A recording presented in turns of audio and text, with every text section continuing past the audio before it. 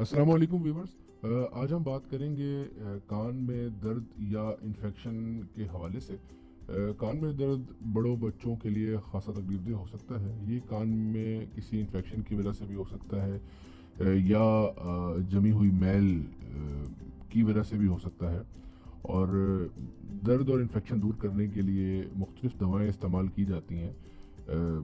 इसमें खाने वाली दवाई भी इस्तेमाल की जाती है, लेकिन ज़्यादातर जो है वो कतरे ही इस्तेमाल किए जाते हैं। जिसमें से मैं 3 का जिक्र करूँगा, जिसमें लाइडोस्पोरिन ड्रॉप्स हैं, कैनाकॉम ड्रॉप्स हैं और ऑटोस्पोरिन ड्रॉप्स हैं। इनकी कुछ साइड इफ़ेक्ट भी हैं।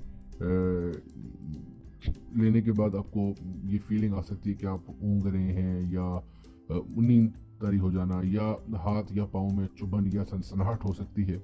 नंबर 2 पे है कि कान में एलर्जी और ख़ारिश भी हो सकती है। और एक चीज़ होती है कि एलर्जी वो सूरत में कि कोई भी दवा आप पहली बार जब लेते हैं तो आपको ये फीलिंग आती है कि इसका गलत इस्तेमाल हो रहा है। और इसकी एक एहतियात ये है कि कान में 1 या 2 से ज़्यादा कतरे ना डालें। ठीक है जी। और कान में डालने के बाद एक साइड पर लेट जाएं।